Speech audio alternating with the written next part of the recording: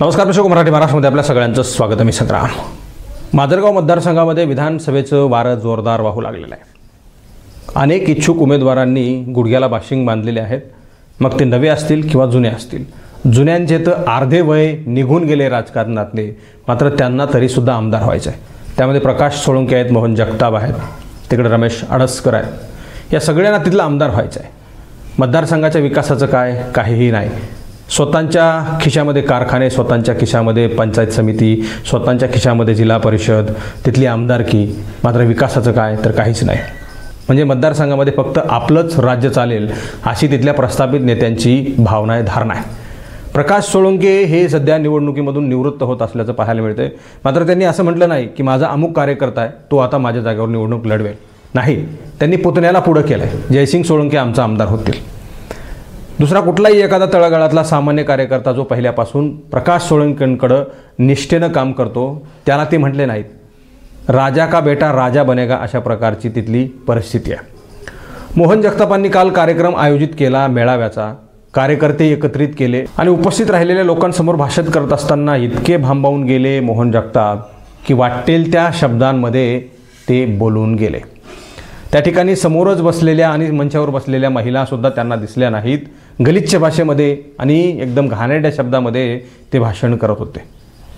तो video social मीडियावर तेजीत व्हायरल होतो आहे आणि त्यामुळे मोहन जगताप मोठ्या प्रमाणावर ट्रोल होत आहेत. एक कारखानदार, पदभार सांभाळलेला माणूस, या पक्षातून त्या पक्षात, त्या पक्षातून त्या पक्षात, या पक्षातून त्या संघटनेत, त्या संघटनेतून घरी, आणि पुन्हा एकदा निवडणूक, मलाच आमदार करा, कुणालाही आमदार करू नका, मी फार निष्ठावंत आहे, मी फार असा आहे, मी फार तशा पद्धतीचा आहे, असं त्यांनी भाषणामध्ये बोलून दाखवलं. स्वतः सांगितलं की आम्ही ह्या पक्षात गेलोत, त्या पक्षात गेलोत, इकडून आले, तिकडून आले, आमच्या ह्याच्यावर बसले, आमच्या बोकांडीवर बसले, असे शब्दप्रयोग त्या ठिकाणी त्यांनी वापरले. मला असं वाटतं की मोहन जगतापांनी एवढी गर्दी फक्त पहिल्यांदाच पाहिली असेल म्हणून ते भांबावून गेले आणि काहीही बोलत सुटले. मोहन जगतापांचे शब्दप्रयोग काय आहेत हे तुम्ही ऐकले पाहिजेत. मी जाणीवपूर्वक त्याला बीप लावत नाही, माफ करा. तो व्हिडिओ तुम्ही ऐका, कशा प्रकारचे ते शब्दप्रयोग होते. समोर महिला भगिनी बसलेल्या होत्या. मार्केट कमिटीच्या निकालाबद्दल त्यांनी काही बरंच माझ्या वकले, नाही तर मोहन जगतापशी एवढं भांडवल आहे की माजलगाव मतदारसंघात काय पण रस्त्याने सुद्धा तुम्हाला मी फिरून देणार नाही आणि माजलगावातल्या महिला सुद्धा तुम्हाला फिरून देणार नाही. तुम्हाला काय पुरत नाही याचा सगळा हिशोबाने माझ्याकडे पुराव्यानिशी बोलतो आणि दाखवून देणार आहे. म्हणून त्यांना माझी आजूक मी हात जोडून विनंती आहे, मोहन जगताप बद्दल, पिण्याबद्दल, ह्याच्याबद्दल कॉमेंट करू नका हो. अरे मी तर पेतो कधी मध्ये झाकून, अरे मी तर पेतो कधी मध्ये झाकून, अरे मी तर पेतो कधी मध्ये झाकून, अरे मी तर पेतो कधी मध्ये झाकून ठेवीत नाही, पण तू पिऊन काय काय करतो हे बी तुला दाखवतो. बदनाम कसं करायचं शिकलं पाहिजे. अरे बाबा, माझ्या कशाला नादी लागतो? मी बी लय मोकार लावडेच आहे, मी बी लय मोकार लावडेच आहे, मी बी लय मोकार लावडेच आहे. तुला वाटत असेल हे बोललं तरी काय आहे, गपचूप ऐकून घेते, एवढा पसारा काढेल देवाशा पसवतो की त्यांना जर नाही या रस्त्यानं बायानं जर छापला आणले तर मायला मी बी बाजीराव जगतापची औलाद नाही. तर अशा प्रकारचे दारुडे, दारू पिणारे, गलिच्छ शब्द वापरणारे आणि प्रस्थापित राजकारणी तिथले आमदार होऊ शकतात का?